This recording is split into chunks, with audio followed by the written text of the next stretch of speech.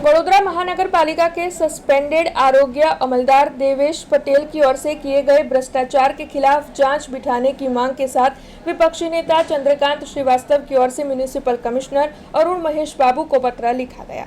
वडोदरा महानगर पालिका के सस्पेंडेड आरोग्य अमलदार देवेश पटेल ने अपने कार्यकाल के दौरान कई घोटाले किए हैं और उनकी ओर से काफी भ्रष्टाचार भी किया गया है।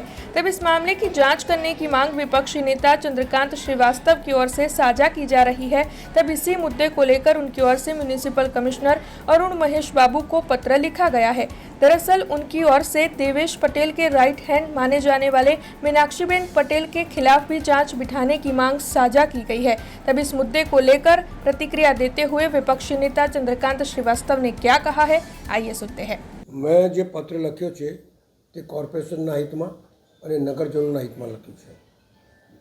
पत्र સાથે મેં એ બી લખ્યું છે કે એની ઇન્ક્વાયરી બરાબર થવી જોઈએ, કારણ કે જે વખતે ભરતી સભામાં કામ આવ્યું કે ભાઈ આમને પરમનન્ટ કરવાના છે, ત્યારે સૌથી પહેલાં વિરોધ કરવાવાળો અને કામ નહીં થવા દેવાનું કામ હું જ વિરોધ કરતો હતો।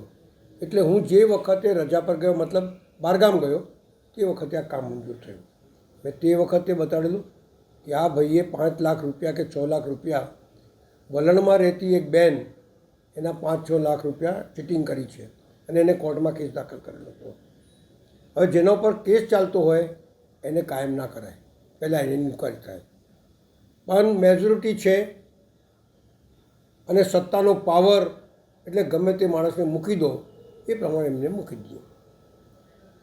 આવતાની સાથે જે 10-10 વર્ષથી નોકરી કરતી હતી બચારી ગોળીઓ નાખવા જાય, હવે તેવા તો દવાઓ નાખવા જાય, ઘર ઘર ફરીને મલેરિયા છે કે નહીં એની નોંધ કરવા જાય, એવા બહેનોને કાઢી મૂક્યા અને નવી ભરતી કરી અને નવી ભરતીમાં પૈસા લીધા છે એવી બૂમો પડી તે વખતે।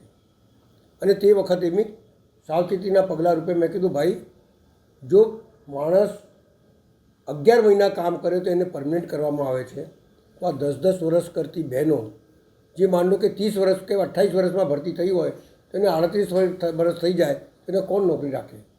બધી બહુ વાતો કરી પણ કાંઈ નહીં, અસર જ નહીં, કારણ કે પ્રેશર એટલો હતો એટલે પછી અસર નહીં। એવી રીતે કોરોના કાળની અંદર રેમડેસિવિર પછી દવાઓ કોરોનાની જે દવાખાનાઓની કેપેસિટી નહોતી કોરોનાના મરીજોને રાખવાની, એવા 4-4, 5-5 જેની પાસે પલંગ છે એને બી પરમિશન આપી દીધી, કારણ કે મારા રૂપિયા મળતા હતા। સોસાયટીવાળા વિરોધ કરે તો એમનો વિરોધ ના ચાલે। હવે આવું બધું કરીને રૂપિયા કમાયા। હવે એમના એક બેન હતા મીનાક્ષીબેન, એ મીનાક્ષીબેન અત્યારે રાજીનામા આપવા નીકળ્યા છે, પણ બધી ફાઇલો એમની પાસે છે અને એ જ એમનું કારભાર સંભાળતા હતા। हमसे जुड़े रहने के लिए हमारे YouTube चैनल को सब्सक्राइब करें और नई वीडियो की नोटिफिकेशन के लिए बेल आइकॉन को दबाएं।